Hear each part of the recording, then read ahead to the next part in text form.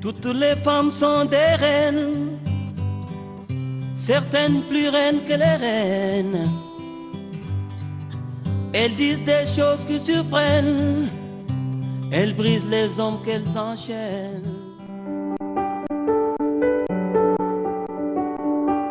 Son regard est captivant, son rire franc. Et ce ne sont pas ses seuls atouts. Adja Siba est aussi dotée de formes généreuses, dignes d'une bonne drianké sénégalaise. Mais derrière cette belle physionomie se cache une femme de caractère, un intellectuel. Et c'est ce qui lui a valu sa nomination au poste d'administratrice de la place du souvenir africain. Quand je suis arrivée là, il y a 1 an, 8 mois je crois, j'ai trouvé un espace en état de délabrement extraordinaire, complètement abandonné, je dirais, sans exagérer, hein, et puis méconnu des Sénégalais quand même. Méconnu des Sénégalais. Donc le premier combat, c'était de se faire connaître. C'était soit de se croiser les bras en se disant que je n'ai pas trouvé de budget, je n'ai pas de moyens, donc j'attends l'État. C'était d'abord ça, ou bien de se dire que c'est moi, Adja Sy, je me suis toujours débrouillée dans la vie, j'ai toujours cru en moi, et à chaque fois que je crois avoir une maison de paille, je voudrais en faire un palais. Et c'est avec cette abnégation et cette détermination que je me suis levée. Je suis allée vers des partenaires. Je suis allée vers le partenariat parce que moi, je crois beaucoup au partenariat. Comme je le dis souvent, la place du souvenir était dans les souvenirs. Et aujourd'hui, grâce à Dieu et à mes collaborateurs, à nos partenaires, c'est maintenant dans les cœurs. Elle dirige une équipe mixte. La tâche n'est pas de tout repos, mais le personnel sur place l'aide aisément. Je ne dirais pas que c'est facile de les manager, hein, parce qu'une femme, comme je le dis toujours, hein, quand on demande à un homme de faire 10, on demande à une femme de toute façon d'en faire 20. Hein. Ça, c'est connu. Et nous, femmes, on part avec cet handicap. Mais ce n'est pas un handicap, en fait. On doit en faire un atout. Donc, quand je suis arrivée, c'est vrai que c'est une équipe d'hommes, mais je suis arrivée en tant que sœur, d'abord. En tant que mère, parce que je crois que les lieux de travail doivent être humanisés. Parce qu'on passe beaucoup plus de temps dans nos lieux de travail que dans nos familles. Donc ici, on a des frères et des sœurs. Et donc, c'était d'abord ces liens-là qu'il fallait tisser, des liens de confiance. Leur faire aussi comprendre que c'est un défi commun, que seule Adja Sy, avec toutes les idées qu'elle a, avec toute l'abnégation, avec tout le courage qu'elle peut avoir, elle ne pourra absolument rien faire sans l'aide des autres. Leur dire que vous êtes important. Et que c'est une chaîne et que chaque maillon de cette chaîne-là est extrêmement important. Et avec beaucoup de rigueur aussi, parce qu'on ne peut pas travailler sans rigueur. C'est bien les relations fraternelles, c'est bien le côté social, c'est très très important. Aider ses employés, être à côté d'eux, être à leur écoute, être à l'écoute de leurs problèmes. À ceux qui doutaient de sa capacité à gérer ce joyau architectural et culturel, Adja Sy les renvoie à ses réalisations. Et elle ne compte pas s'arrêter en si bon chemin. Adja veut faire de cet espace un lieu incontournable. Cette année, on a eu à organiser toutes les grandes manifestations de Dakar. On a eu à recevoir toutes les grandes écoles de Dakar aussi. On a eu aussi à recevoir toutes les grandes institutions. Ce qui nous a vraiment fait beaucoup plaisir d'avoir réussi ce challenge, parce que c'était un challenge quand même.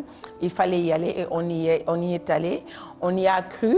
Et si c'était devenu finalement, avec mon équipe, c'était devenu vraiment un défi commun. Et quand cette année, le Club Modèle nous a décerné l'entreprise performante de l'année, on s'est dit quand même qu'on a fait du chemin. Il reste beaucoup à faire, certes, mais c'est sorti des souvenirs. Alhamdulillah. La présentatrice de l'émission Ndiéguémar sur la TFM s'est aussi illustrée dans la musique. Aujourd'hui, son public lui manque. Elle promet d'y remédier dans un avenir proche. J'avoue que la caméra me manque. Et mon meilleur ami, comme je le dis, c'est le micro que vous tenez. Elle me manque aussi parce que je crois que pendant presque toute je peux dire, hein, la moitié de ma vie a été rythmée par un micro et une caméra. D'abord, c'était par rapport à la chanson. Et par la suite, c'était par rapport à la télé, d'abord à la RTS avec Ndiéguémar, puis sur la TFM. Donc, comme je le dis, il y a mon petit frère qui me dit tout le temps, tu as l'art de te réinventer. Tu as l'art de te réinventer, mais le micro me manque et la télé me manque, mais surtout mon public me manque beaucoup. Parce que je sais que c'était une émission qui était dans le cœur des Sénégalais. C'était une émission qui servait beaucoup aux femmes. Parce que c'était une émission, quand on me disait Ndiéguémar, c'est une émission féminine, je disais non, c'est une émission féministe. Et je l'assume, hein. Je l'assume parce que c'était des thèmes de société, des thèmes qui concernaient les femmes qu'on posait sur la table.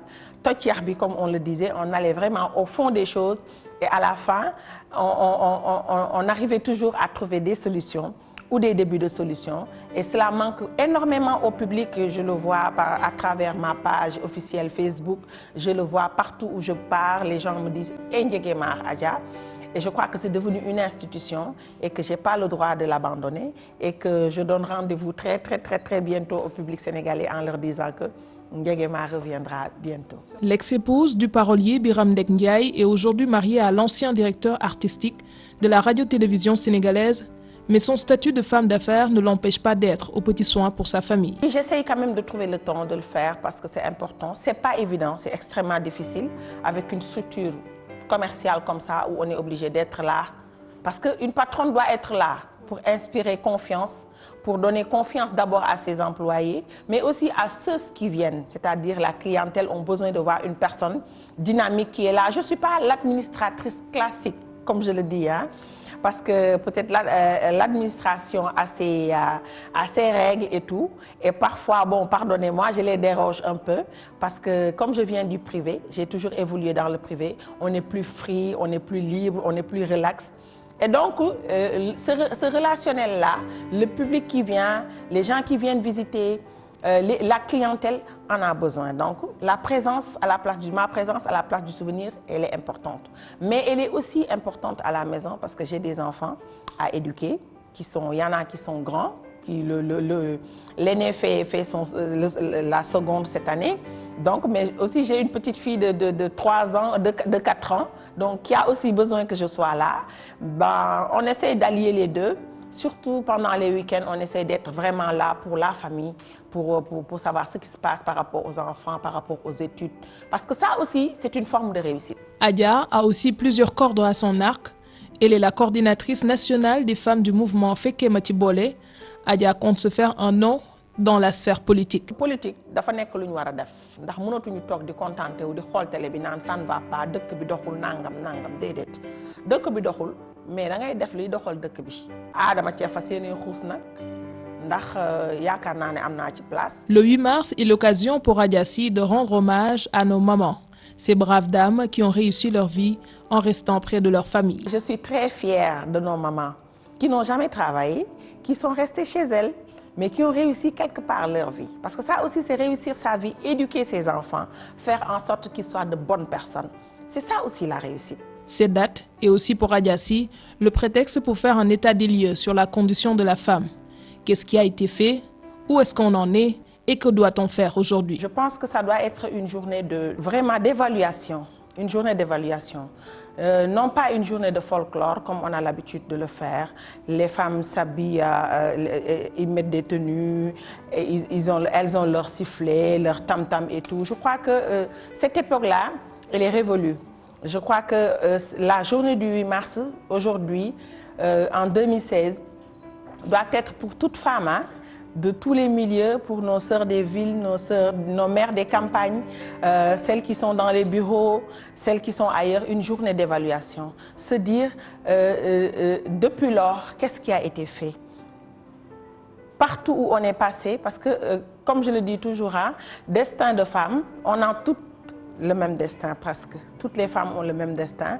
Et donc, déjà, née femme, au début, quand quelqu'un accouchait et qu'on disait que c'était une fille, les gens disaient « Ah oui, ok », ça n'avait aucun intérêt. Et maintenant, je crois qu'il y a eu des pionnières qui sont passées par là. Le combat n'a pas été facile. Elles se sont battues, elles se sont imposées grâce à leur dignité, à leur persévérance. Et aujourd'hui, la femme peut être fière d'être femme. Bonne fête à toutes les femmes.